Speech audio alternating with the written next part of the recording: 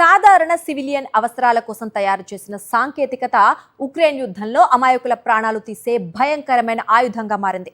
Russia ప్రయోగాత్మకంగా వాడుతోన్న పూర్తి స్థాయి ఏఐ స్వయంపాలిత డ్రోన్లలో అమెరికాకు చెందిన ప్రముఖ Nvidia company mini computer chips ను ఉపయోగిస్తున్నట్లు ఉక్రెయిన్ ఇంటెలిజెన్స్ అధికారులు గుర్తించారు.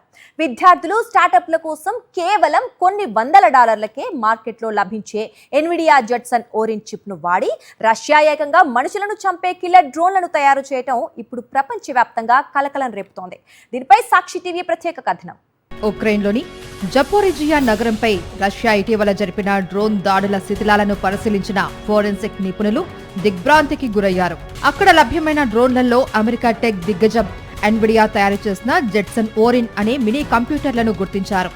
జూలై 6న 3 ప్రాణాలు బలిగొన్న దాడితో సహా మే నుంచి జూలై మధ్య జరిగిన అనేక దాడుల్లో ఈ ఏఐ చిప్స్ నే ఉపయోగించినట్లు ఉక్రెయిన్ ఎయిర్ డిఫెన్స్ అధికారులు నిర్ధారించారు. గతంలో వాడిన డ్రోన్లలో చివరి క్షణంలో టార్గెట్ ను ఖరారు చేయడానికి మానవ పైలట్ ప్రమేయం ఉండేది. కానీ జపోరిజియాలో కూలిన రష్యన్ డ్రోన్లు మాత్రం ఎలాంటి మానవ ఆదేశాలు లేకుండా ఆ కంప్యూటర్ చిప్ సహాయంతో సొంతంగా లక్ష్యాలను ఎంచుకొని దాడులు చేశాయి.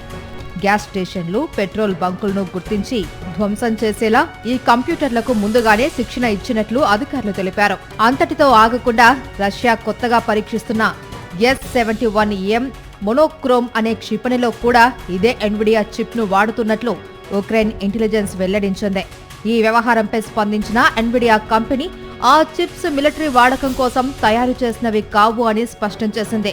రోబోటిక్స్, సివిలియన్ పరిశోధనల కోసం విద్యార్థులు, స్టార్టప్లకు విక్రయించే సాధారణ ప్రోడక్ట్స్ అని తెలిపింది.